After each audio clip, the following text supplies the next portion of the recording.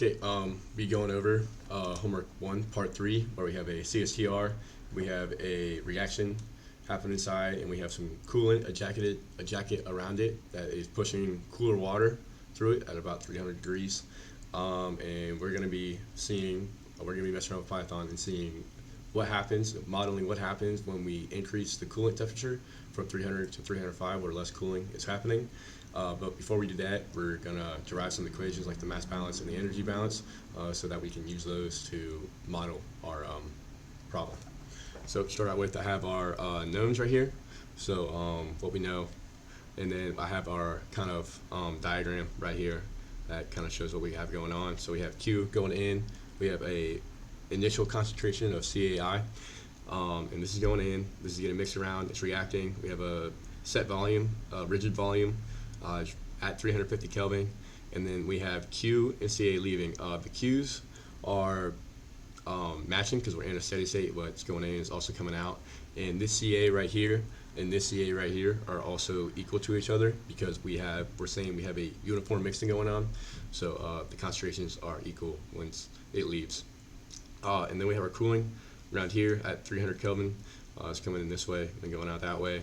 And we have our heat transfer coefficient, our heat transfer U times our area A, but it's already been given to us here. Our UA has already been given to us, so we'll use that in our energy balance.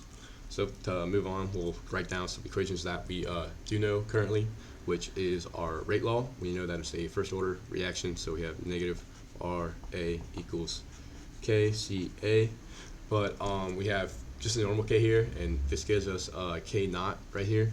So we're gonna have to substitute K naught, or we're gonna substitute K naught in, and that K is equal to K naught e to the negative E over R, and that's given to us also, and times 1 over T. So that's our K, substitute in later. And the next thing that we know is our heat transfer formula. So we have Q is equal to UA times our temperature difference, so our T in the tank, and then our T coolant. Okay, so those are some equations that will be helpful and that we know when we're making our mass balance and energy balance. So we can move on to our mass balance. So mass balance. So total, we have we're gonna want our changing concentration. That's gonna be what's changing with our temperature over time, and dt. And we want this in terms of moles. So we're gonna multiply it by our V, and this is gonna be equal to our N, which will be our CAI. And then it's going to be multiplied, so we have our CAI, it's going to be multiplied by our volume again, and then we're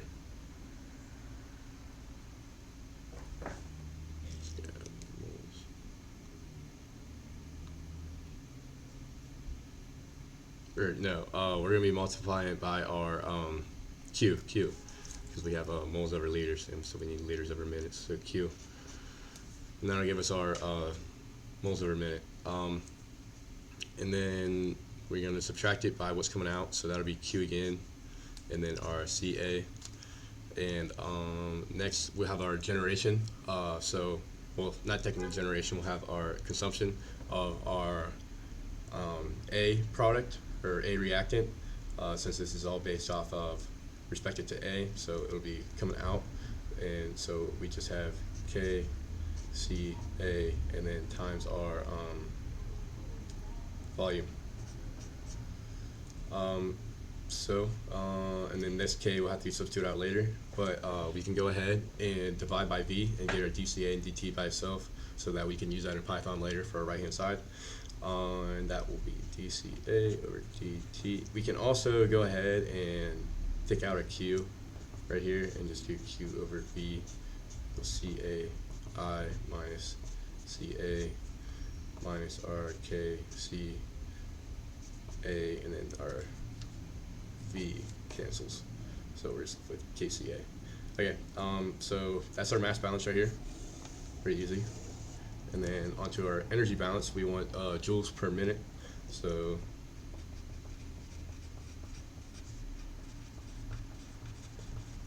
this is just equations.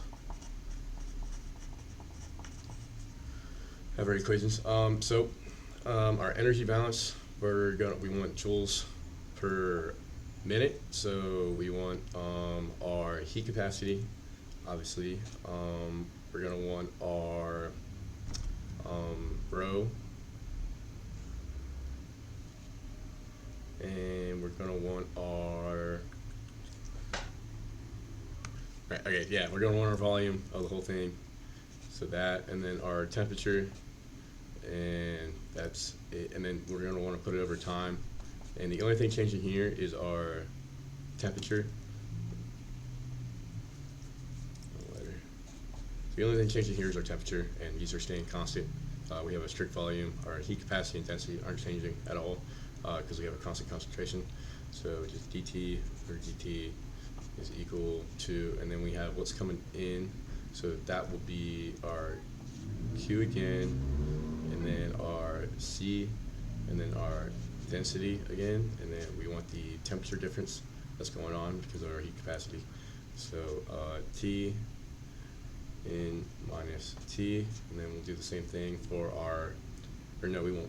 We have our heat capacity, or our heat transfer equation right here that we're going to use, and that's how much energy is coming out.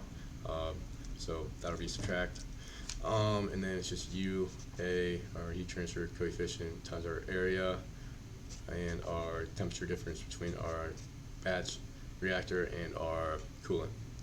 And then what we have left is the rate of reaction. So we have our enthalpy left that we need to take care of. So it's going to be HR, and that's going to be based off the rate of reaction. So K, and then C, and then the volume. Okay, so we have our energy balance. This is our full energy balance right here. And what we'll do is we'll go ahead and divide our specific heat, our density, and our volume over. So that way we can get dT over dt by itself. And so, but we'll just leave this how it is and just divide everything by C rho and velocity, or not velocity, volume. So that, I mean, it's going to get kind of complicated if we do anything else. So we'll just have Python deal with that. So Q, C, rho, T in minus T minus our heat capacity coefficient, or heat transfer coefficient, area, T minus TC, enthalpy, K value, CA, and our V, and that actually is it. Is that right? H joules per min,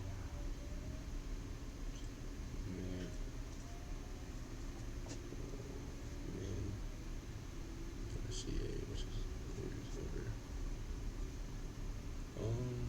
or no, it's moles over liter.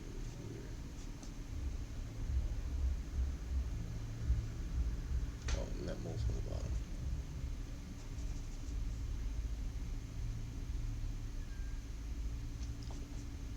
Yeah, joules per minute. Okay, yeah, that's right.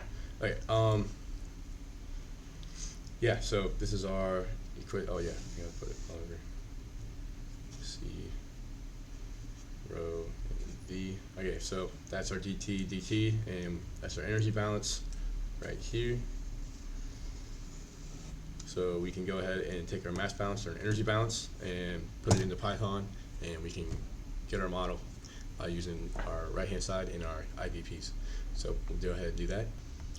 Okay, we'll be going over the Python part now. I have all of our initial conditions already in there. I have our imports too.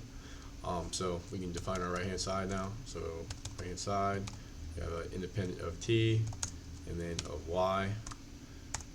Okay, and then we set our TC condition to equal 305, and then we can have our CA and our T be unpacked in our y vector, and then we have Okay, and then we gotta set our K value equal to something, so I'll have K, and then we can get that from our K0 formula. So, and I have a formula sheet right here from the one that we went over in the previous part of the video. So it's gonna be K O times the NP exp to, and then we need the E over R negative E over R, and that should be underscore too, and then divided by RT. Alright, and then we can move on to our DCA. So that's going to be equal to our mass balance equation that we had. So it's going to be Q divided by V, and then we have R times R C, C A I minus R, that should be C A I minus our CA, and then we have our minus our KCA, minus our K, and then CA. Okay. Yeah, we don't need that. Okay, minus our KCA. Oh, that needs to be times. There we go. Okay. And then we have our DT, which is going to be equal to our energy balance that we had. So that is Q times C times P. Let's do it. No. All right. And then times our T in minus our temperature that we have inside the tank, and then we have our heat transfer that's pulling some of the energy out.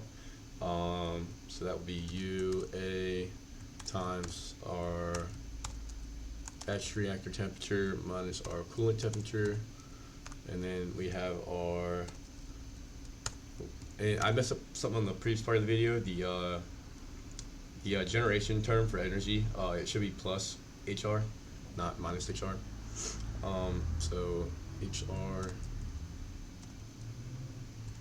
separate that, HR times RK times RCA times RV. Yeah, alright, and then we need to divide this all, like I said, by the term we had on the left side, which was the heat capacity, rho, and volume. So do that. So heat capacity is our C times our rho, this is P, and then times our volume, capital V. Okay, and then we're good to return this into an array. Return np dot array. Yep, it's got there for us. Okay, and we can set our Tn equal to 20. And when I was doing this before, it was being weird with the initial condition, so we'll set that equal to something, and then have it put in there for the IVP conditions equals our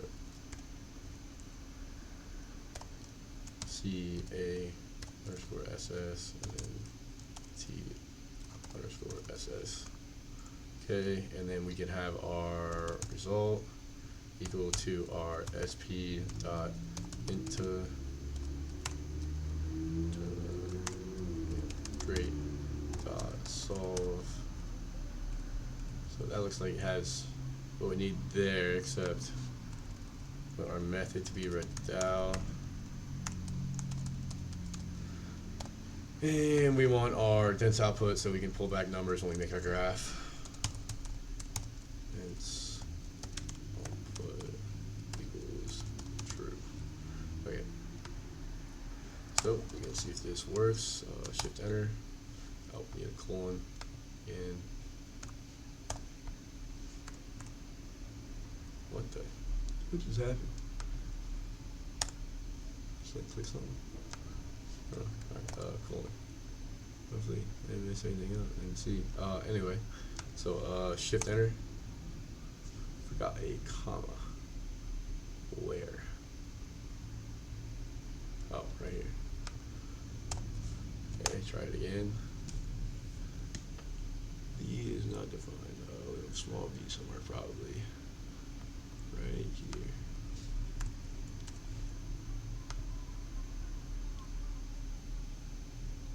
This TNHVTI. Alright, anything else? I think that should be it. Yeah, okay. There's our time, so from 0 to 20, and then we have our CA and our temperatures. So it looks like our concentration goes down by the end, and it's at 363 at the end, but really doesn't mean anything to me to graph it. Really can't visualize that. So we'll go ahead and graph it. So we want our T plot to equal our NP dot in space. Yeah, that's fine. And then we'll have our C plot. So we want our concentration plot and our temperature plot equal to result.t plot or dot-sol t plot, whatever. And then fig equals make subplots. And we want rows on here, so rows, or we don't want any rows, but we want some columns, that way both our graphs are in the same area. So rows equals 1, and then we have our cols equal to 2. Close that off, and then we have fig dot add underscore scatter. We have our x. Yeah, that's what we want. Okay, and then fig show. Let's enter.